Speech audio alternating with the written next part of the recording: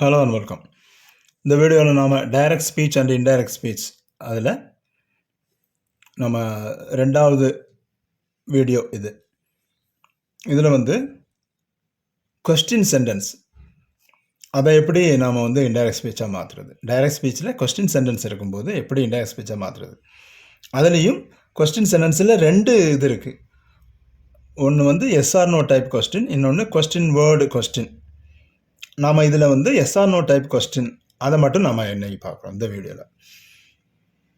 Balu said to Rani, are you free now? இது ஒரு direct speech. Balu ராணியிடம் சொன்னான் அப்படின்னு சொல்லி என்ன அந்த கூறிய அதே வார்த்தைகள் இருக்கு. நீ இப்போ ஃப்ரீயாக இருக்கிறியா, சும்மா இருக்கிறியா அப்படின்னு கேட்குறான். இதை எப்படி இன்டைரக்ட் ஸ்பீச்சாக மாற்றுறதுன்னா, பாலு ராணியிடம் அவள் அப்பொழுது சும்மா இருக்கிறாளா என்று கேட்டான் அப்படின்னு மாற்றணும். நீ இப்போ சும்மா இருக்கிறியா அப்படிங்கிறது அவள் அப்பொழுது சும்மா இருந்தாளா அப்படின்னு மாறணும். இதுதான் அந்த சேஞ்ச். அப்போ இதில் என்ன இது பண்ணும், பாலு செட் டு ராணி. இப்போ நம்ம ஸ்டேட்மெண்ட்டாக இருந்தால் இதுக்குள்ள ஸ்டேட்மெண்ட், இந்த கொஸ்டினுக்கு பதிலாக ஒரு ஸ்டேட்மெண்ட் இருந்தால் நம்ம என்ன பண்ணியிருப்போம், பாலு செட் டு டோல்டாக மாறும், தெரியும். இது கொஸ்டினாக இருக்கிறதுனால இந்த செட் டுங்கிறது எப்படி மாற்றிடுறோம், ஆஸ்ட்னு மாற்றிடுறோம். பாலு ஆஸ்ட்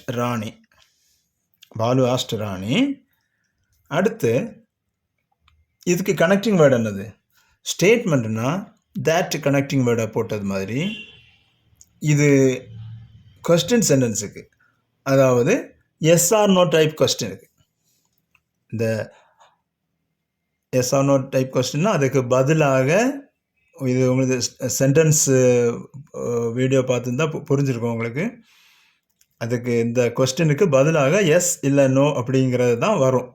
அந்த மாதிரி question yes or no type question. இது அந்த கொஸ்டின் வேர்டு, ப்ராப்பர் கொஸ்டின் வேர்டில் ஆரம்பிக்காது இந்த questions.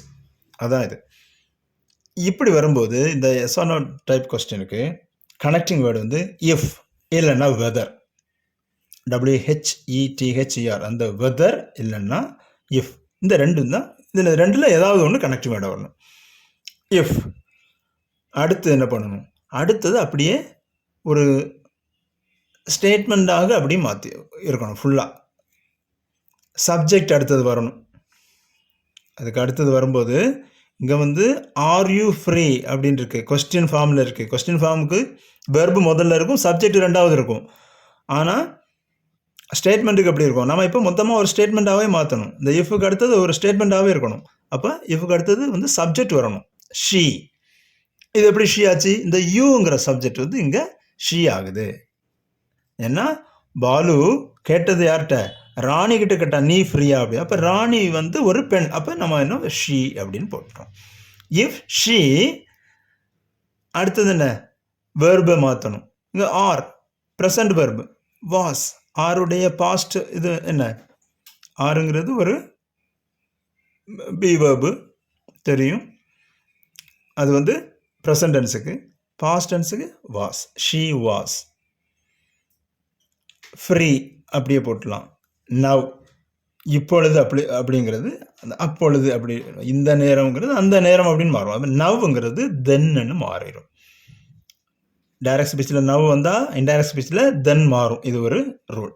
Balu asked Rani if she was free தென். இது ஒரு சென்டென்ஸ்.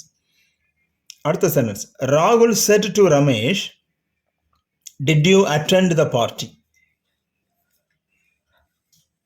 ராகுல் ரமேஷ் கிட்ட என்ன கேட்டான், நீ பார்ட்டி அட்டன் பண்ணினியா அப்படின்னு கேட்டான்.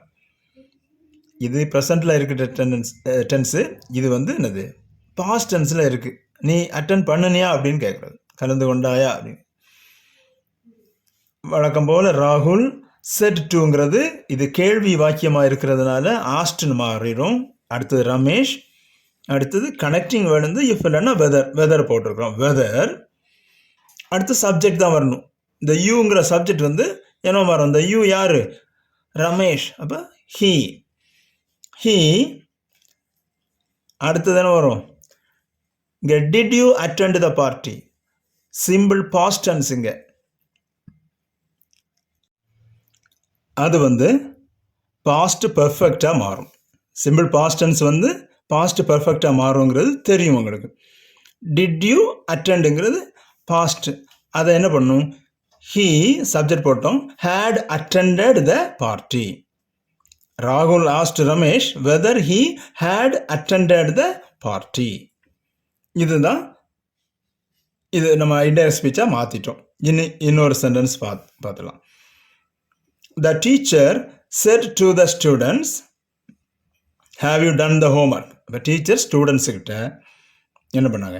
Have you done the homework, நீங்கள் ஹோம்ஒர்க்கு செஞ்சிட்டிங்களா அப்படின்னு கேட்குறாங்க.